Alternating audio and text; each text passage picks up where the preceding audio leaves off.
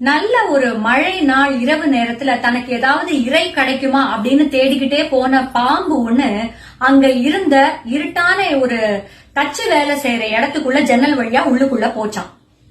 அங்க யாருமே இருக்க மாட்டாங்க, எப்படியும் நைட் டைம் இல்லையா. அங்க ஏதாவது தனக்கு கிடைக்குமா அப்படின்னு இப்படி போயிட்டே இருக்கும்போது மின்னல் வெளிச்சத்துல அங்க இருந்த ரம்பம் இது கண்ணுல பட்ட உடனே ஆஹா அது தனக்கான இறை போல இருக்குன்னு மெதுவா போய் அத பாஞ்சு கவ்வி புடிச்சுதான்.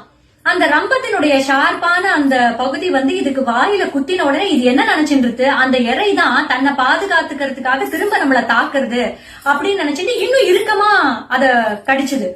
அந்த ரம்பத்தினுடைய ஷார்ப்பான பகுதி இதுக்கு வாயில நல்லா குத்த ஆரம்பிச்ச உடனே இதுக்கு கோவம், ஆஹா என்னையே நீ திரும்ப தாக்குறதுக்கு ட்ரை பண்றியான்னு சொல்லி தன்னுடைய உடம்பு அந்த ரம்பத்துக்குள்ள நல்லா முறுக்கி டைட் ஆனோடனே தன்னோட உடம்பு முழுக்க அது காயப்படாதோன்னு இதுக்கு கோபம் அதிகமாக அதிகமாக இன்னும் நல்லா குத்திண்டு அது உடம்பு பூரா காயம் ஒரு கட்டத்துல அது இறந்தே போயிடுது.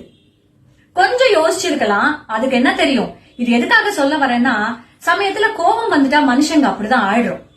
அதனுடைய பின் விளைவுகள் என்ன, அதனால நமக்கு மறுபடியும் என்ன பாதிப்பு ஏற்படும்ங்கிறத உணராம மேல மேல கோபத்தினால வார்த்தைகளை கொட்டி அதனால நாமே பாதிக்கப்படுறோம். நிஜமாவேங்க நீங்க கோவப்பட்டு யாரு கூடயாவது சண்டை போடுறீங்கன்னு வச்சுக்கோங்களேன், அது அவங்கள மட்டுமா பாதிக்குது? Definitely not. ஆக்சுவலி அதனால நீங்களுமே பாதிக்கப்படுறீங்க. உங்களுக்குமே பிபி ரைஸ் ஆகும், உங்களுக்குமே டென்ஷன் ஆகும், உங்களுக்குமே அந்த படபடப்பு இருக்கத்தான் இருக்கும். அது அடங்க கொஞ்ச நேரம் ஆகும். ஆக கோபம் அடுத்தவங்களை மட்டும் பாதிக்கிற விஷயம் இல்ல, நிறைய நிறைய நம்மளதான் பாதிக்கும். அண்ட் இன்னொன்னு, எல்லா விஷயத்துக்கும் அவ்வளோ கோவப்படணுமா, அவ்வளோ ரியாக்ட் பண்ணணுமாங்கிறதையும் நம்ம யோசிக்கணும்.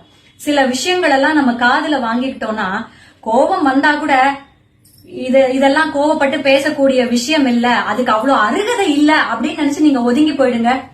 உங்களுக்கு நல்லது. யோசிச்சு பாருங்க.